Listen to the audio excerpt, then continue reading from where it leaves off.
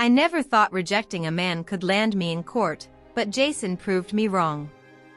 The same man who had once told me love couldn't be bought was now waving receipts like weapons.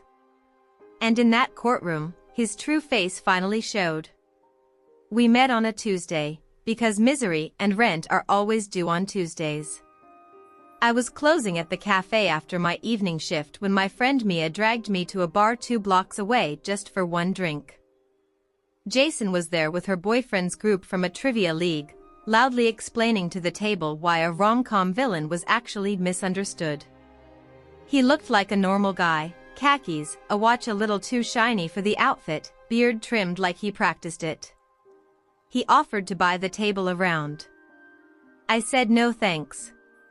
He did it anyway, punctuating it with a grin like generosity was a party trick. I was juggling 2 jobs then, barista mornings, front desk at a gym in the evenings, plus finishing an online class so my student loans wouldn't devour me with interest. Money wasn't just tight, it was breath-holding tight. I told people I was fine, that favorite American lie. Jason liked to ask what fine meant. He would say, I like being there for people, the way some people say they like Italian food. He asked for my number. I gave it to him because I thought he was harmless and, more importantly, I was tired of being my own only safety net. At first it was small, plausible kindness. When my paycheck got held up because the manager messed up payroll, I posted a stupid story of my fridge with exactly 1 jar of pickles and a lemon. Jason DoorDashed groceries to my apartment without asking, eggs, bread, pasta, a too fancy cheese that stank up the fridge like a dare. From the heart, his text said, followed by a heart emoji and a disclaimer, no need to pay me back, ever. I just want to help. I thanked him, because how do you not, but I also felt a pit open up inside me that said, this is how favors learn to talk. We hung out a few times. He called them dates. I corrected him gently the first time, then firmly the second. He smiled like it was cute that I was wrong about my own boundaries. He had 1,000 ways of acting like a gentleman from an internet list, opening doors too fast so I'd have to scuttle, putting his hand on the small of my back when crossing a street I'd crossed since childhood, paying the bill before I could reach for my wallet and then telling everyone, loudly, that I never let him pay, which was the kind of lie that sounded generous. His kindness never sat quietly. When my car died, he sent me $560 for the shop. When I argued, he said, I don't care if you never love me back. When I said, Jason, I don't feel that way about you, he said, feelings change. Character doesn't. He said it like he owned character. The third date was a Tuesday again. He took me to a place with dim lights and leather menus where people pretended steak was a personality. I told him, again, that I didn't want to be anything but friends and that even that was feeling complicated because I owed him too many thank yous. He smiled like a patient teacher. You don't owe me anything, he said. I'm here because I want to be here. Then he leaned in and said, clear and proprietary, but I want you to be mine. The way he said mine didn't leave room for my future. I said no the way you say it when you finally remember your own voice. No way in hell. Not now, not ever. The silence afterward did a weird thing to the room. Sound went heavy. The waiter arrived and retreated. Jason's jaw ticked once, twice. He put his napkin down like he was laying a flag on disputed land. He paid the bill, didn't say goodbye, didn't offer me a ride home. I watched him leave and felt, briefly, free. The relief tasted like cold water and then like dust. A week later I found an envelope from the county court in my mailbox. My name, spelled right. A court date. A copy of a complaint with my full legal name at the top like a punchline. Jason Wilson versus Emily Reyes. He was suing me in small claims for $1,847. Line items, $742 for meals and beverages, $320 for educational materials, $150 for groceries, $560 for vehicle repair, $75 for entertainment ticket. He had screenshots of his Zelle with captions like "For you, no worries and from the heart," plus notes he'd added to his own bank app later that said "loan, to be repaid." The first emotion wasn't fear.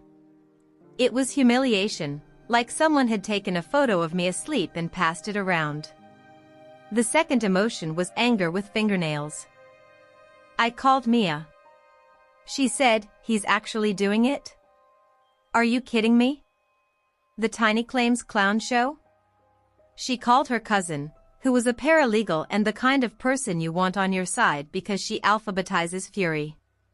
"Collect the receipts," the cousin told me. "All of them. Especially the ones where he says you don't owe him anything.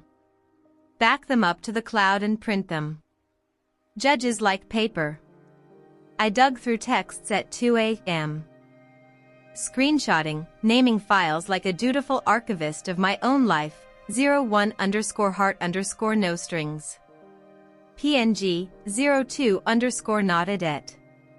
PNG, 03_ you don't owe me. PNG. There was a longer thread I'd forgotten where I said, "Jason, this feels like it's getting confusing for you. I appreciate the help, but I can't be your girlfriend," and he replied, "I don't care. I'm not like other guys." That one went into a folder titled Exhibit A because petty is a vitamin.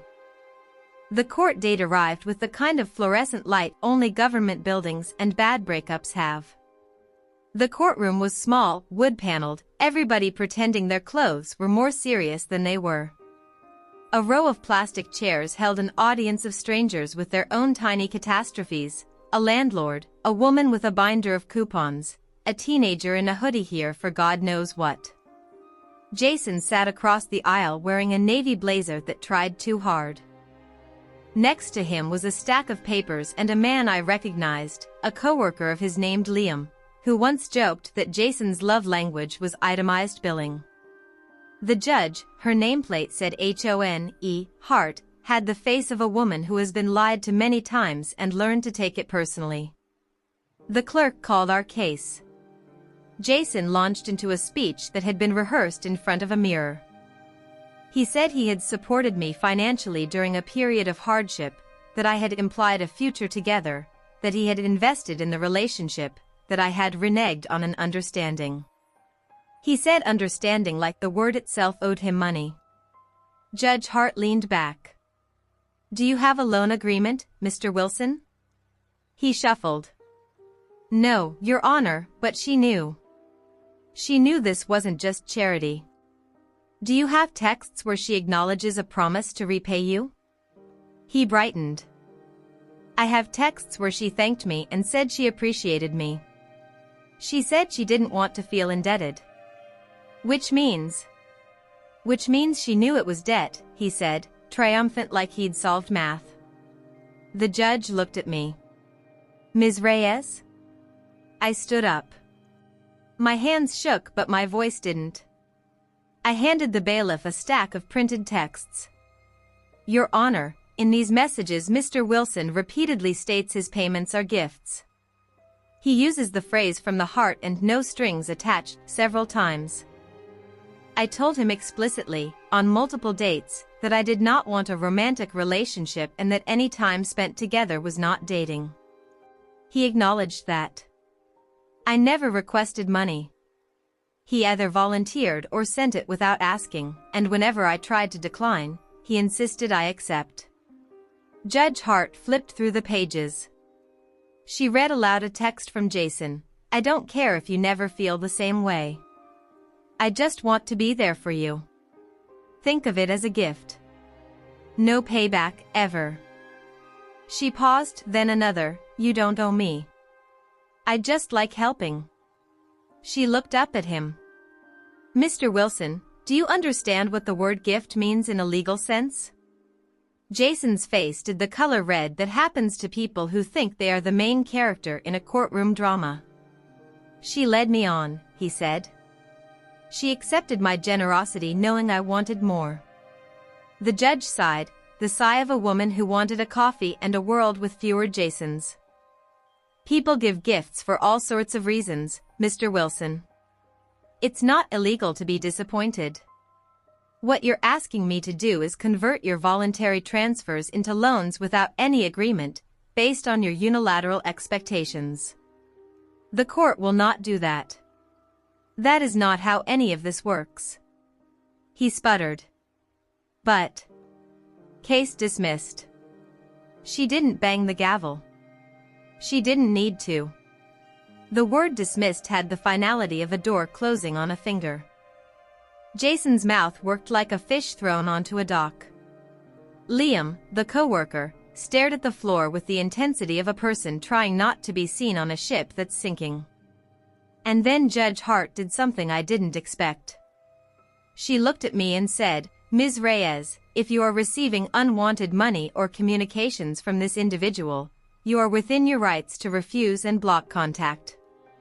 Mr. Wilson, I suggest you reflect on the difference between a gift and a transaction." Court is adjourned. Outside, in the hallway that smelled faintly like toner, Jason rounded on me. "You humiliated me," he hissed. "You sued me," I said. "In public. You humiliated yourself." He leaned in, too close. I could smell his cologne, spicy and expensive and nervous. "You'll regret this." "Not as much as you will," Mia said from behind me, because of course she'd taken her lunch break to come. She stepped between us. "Back up, Jason." He did, eventually, but he left with the kind of glare that men think is a spell. I sat on a bench and let my hands shake for a minute. Mia held my shoulders until my heartbeat remembered how to behave. The story should have ended there. It didn't. The thing about people like Jason is that losing publicly isn't an ending, it's an ignition. A week later, a post went up on a local forum, anonymous, about women who con men into supporting them. The details were vague, but the math wasn't. Anyone who'd been in that courtroom could connect the dots. A comment appeared, "Is this about payback, Jason?" The nickname stuck like gum under a shoe. Screenshots started circulating in our friend group. People asked questions quietly, the way people ask if a neighbor is all right after an ambulance leaves. I did something I didn't want to do. I compiled a post of my own. Nothing vindictive. Just the facts. Screenshots, dates, amounts, the judge's words paraphrased without flourish. "This is what happened," I wrote. I said no. He insisted. He gave gifts. He sued. He lost. I want to be done. I hit post and closed my laptop and went for a walk where the trees didn't care about my personal life. My phone lit up for hours. Most messages were supportive. A few were gross, men announcing that women like me were the downfall of civilization, as if civilization hadn't been shouldering that burden for centuries. Liam DM'd me an apology. He said he'd gone with Jason because he'd promised to keep it quiet, then bragged to the whole office the next day. HR pulled him in, Liam wrote. "I think he's getting written up." He added, "For what it's worth, I told them you had texts where he said it was a gift." I thanked him, because sometimes decency arrives late but still arrives. Jason texted me from a new number, "Take the post down." I blocked it. He emailed me from a burner, "You're defaming me." I did not reply. Mia's cousin sent me a template response that said, politely, that truth is a defense, and to direct any correspondence to an email inbox she'd set up and would never check. She told me to keep everything, every message, every note, to have a paper trail that looked like a fence. He tried a different tactic. He Venmo requested me $1,847 with the note repayment. I declined. He Venmo requested me $1.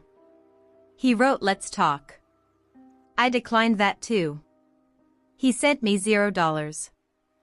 01 with the note, "You can't ignore me forever." I returned the penny and blocked the account. He created a new one.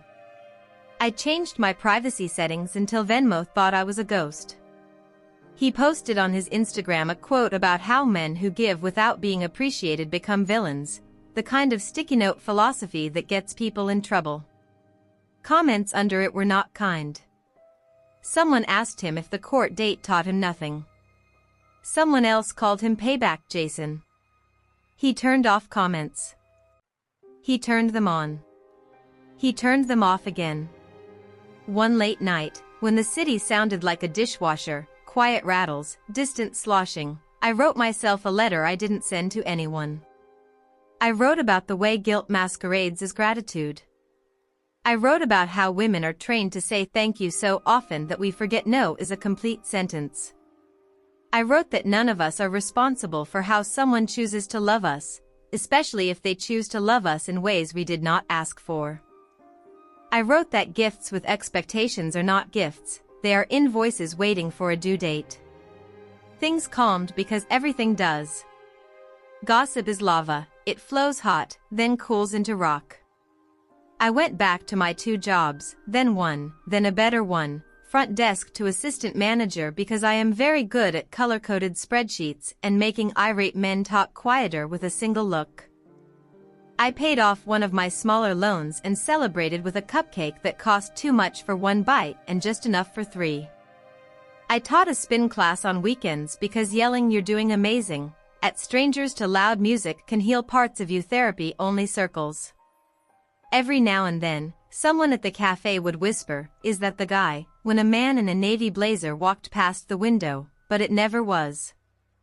Jason ghosted the places we used to orbit, turned his gravity inward. People told me they'd seen him at a different bar, sitting with a group of men who said things like "you can't even be nice anymore," and nodded very hard. I didn't go there. Months later, the last unexpected epilogue came wrapped in an email from a law office with a name that sounded like a piano chord. "Dear Ms. Reyes," it began, "we represent Mr. Jason Wilson regarding certain potentially defamatory statements." I felt the old heat flare, humiliation, then anger with fingernails. Mia's cousin read it, rolled her eyes so hard the earth tilted, and wrote back a crisp reply, "Truth, screenshots, court record, our own letterhead." We never heard from them again. Instead, I got an apology I didn't expect, from a woman named Claire who worked in Jason's office. She found me on LinkedIn, a place I go twice a year like a dentist appointment. "You don't know me," she wrote, "but I wanted you to know some of us spoke to HR about a pattern we'd noticed. It wasn't just you." He counted favor like a sport. "I'm sorry." I stared at the screen for a long time and then typed, "Thank you," because sometimes thank you can be offered to the right things. On a different Tuesday, months after the courtroom, I ran into Liam at the farmer's market. He was buying peaches with the seriousness of a man selecting a ring. He apologized again, in person this time, and I saw in his face that some men learn. He said, "He keeps saying you ruined his life." I keep telling him he did that. I paid for my strawberries and left with the sudden urge to call my mother, who has a PhD in hard love and a minor in "I told you so." I did call her. She said, "You were raised to be kind, not to be collateral." There's a difference. Sometimes I think about the look on Judge Hart's face when she read the text that said "no strings attached." It wasn't smug. It was tired. I like to imagine she went home that night and watered her plants and didn't think about us at all, because we were just one of 100 little stories that day where people tried to turn feelings into law and learned they couldn't. Revenge in movies is loud. In real life it is quieter, more like a door that finally latches. Jason wanted me to pay a bill that did not exist. The court made it official what I had been saying all along: generosity is not a down payment on a person. He lost the case, but more than that, he lost the story he was telling about himself. He wasn't a patron saint of patience. He was a man who asked for receipts where he should have asked for respect. If you want a final image, it's this: me on my living room floor the night after the case, papers scattered like a failed magic trick, Mia asleep on my couch with a throw blanket that never covers enough. I turned off my phone. I stared at the ceiling until it stopped feeling like a cliff. I breathed all the way down to the bottom of my lungs. When I woke up the next morning, the world was not transformed. The rent was still due. The coffee still needed brewing. But something fundamental had shifted. The part of me that thought acceptance was the price of safety had moved out. I still get the occasional DM from a stranger who says, "Hey, I saw your post about the court. I'm in something similar. How did you handle it?" I tell them, screenshot everything. Say no sooner. Block without writing a dissertation. And when someone says from the heart and then asks for a receipt, remember that you are not a cashier. There's no cinematic montage where he sees the error of his ways and sends a long apology typed with trembling hands. There's just time and quiet and the knowledge that my life belongs to me and to the people who treat it like a gift, not a ledger. That is the revenge, I think, to keep living a life that cannot be itemized. And on Tuesdays, sometimes, I still buy the too fancy cheese, just to remind myself that not every gift comes with a bill, and the ones I give myself never do.